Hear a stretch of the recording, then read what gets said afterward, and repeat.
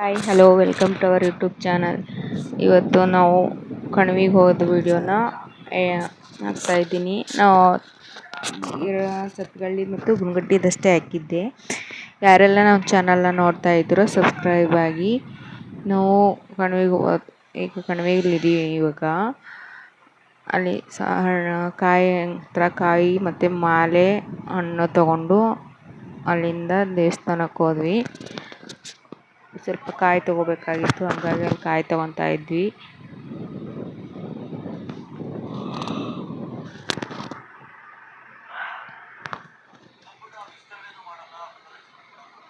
ಅಲ್ಲಿಂದ ಸೀದಾ ದೇವಸ್ಥಾನದೊಳಗೆ ಹೋಗಿ ನಾನು ಕಾಯಿ ಹೊಡಿತೀನಿ ಅಂತ ಜಗಳ ಮಾಡ್ತಾಯಿದ್ದ. ಹಂಗೆ ಕಾಯಿ ಹೊಡ್ಕೊಂಡು ಒಳಗೆ ಹೋದ್ವಿ. ಅವನು ಹೊಡೆದು ಕಾಯಿ ಎಲ್ಲ ಹೋಗಿತ್ತದು. ಮತ್ತೆ ತೊಗೊಂಬಂದು ಮಮ್ಮಿ ತೊಗೊತ ಹೇಳ್ಕೊಟ್ಟು ಆಮೇಲೆ ದೇವಸ್ಥಾನದೊಳಗೆ ಹೋದ್ವಿ. ದೇವ್ರ ದರ್ಶನ ಮುಗಿಸ್ಕೊಂಡು ದೇವ್ರ ದರ್ಶನಕ್ಕೆ ಅಂತ ಒಳಗೆ ಹೋದ್ವಿ. ತುಂಬ ಜನ ಇದ್ರು ಒಳಗಡೆ.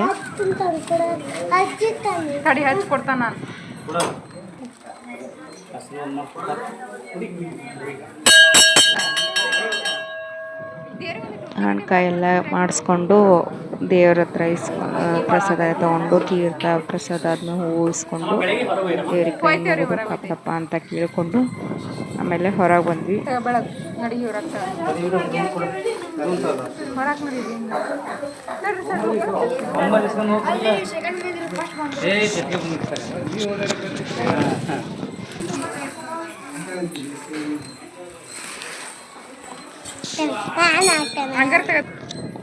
ಅಂಗಾರ ತಗೊಳಕ್ಕೆ ಹೋಗಿ ಕೈ ಸುಟ್ಕೊಂಡು ಬಂದ್ವಿ.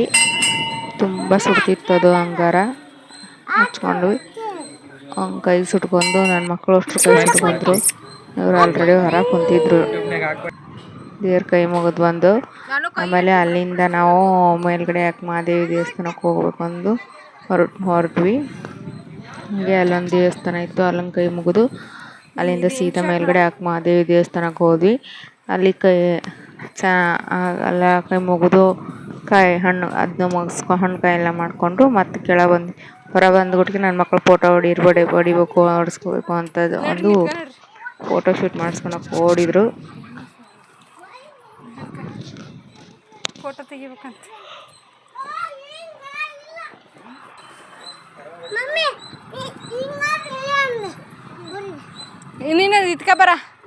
ನನಗೆ ಸ್ಪೆಷಲ್ ಫೋಟೋ ಹೊಡ್ಸ್ಕೊಳಕ್ಕೆ ನಿಂತ್ಕೊಂಡ ಸ್ಟೈಲಾಗಿ ಒಂದು ಫಸ್ಟ್ ಮುಗಿಸ್ಕೊಂಡು ಆಮೇಲೆ ನನ್ನ ಮಕ್ಳ ಹತ್ರ ಬಂದೆ.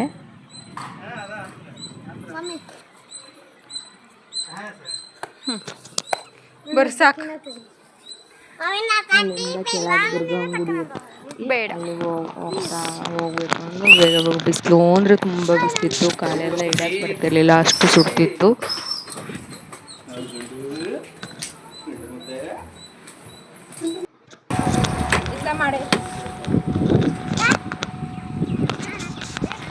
ಅಲ್ಲಿಂದ ಕೆಳಗಡೆ ದುರ್ಗಮ್ಮನ ದೇವಸ್ಥಾನಕ್ಕೆ ಹೋಗಿ ಅಲ್ಲಿ ಕೈ ಮುಗಿದು ಹಣಕಾಯಿ ಮಾಡಿಸ್ಕೊಂಡು ಸೀದಾ ಪ್ರಸಾದ ತಗೊಂಡು ಹೊರಟ್ವಿ. ಅಲ್ಲಿ ತುಂಬ ಜನ ಇದ್ರು. ಉಪ್ಪು ಹಾಕಿ ನೆಕ್ಸ್ಟು ಪ್ರಸಾದ ತಗೊಂಡ್ವಿ. ಅಲ್ಲಿಂದ ಹೊರಟು ರಟ್ಟಳ್ಳಿಲಿ ನಾವು ಸ್ವಲ್ಪ ಅಂಗಡಿಲಿ ಪೂಜೆ ಮಾಡಬೇಕಿತ್ತಂತೆ, ಹಂಗಾಗಿ ಮುಗಿಸ್ಕೊಂಡು ಮನೆಗೆ ಹೊರಟ್ವಿ. ಇದಾಗಿತ್ತು ಅವತ್ತಿನ ಬ್ಲಾಗ್. ಯಾರೆಲ್ಲ ನೋಡ್ತಾ ಇದ್ದೀರೋ ನಮ್ಮ ಚಾನಲ್ನ ಸಬ್ಸ್ಕ್ರೈಬ್ ಆಗಿ ಹಾಗೂ ಲೈಕ್ ಕೊಡಿ. Thank you.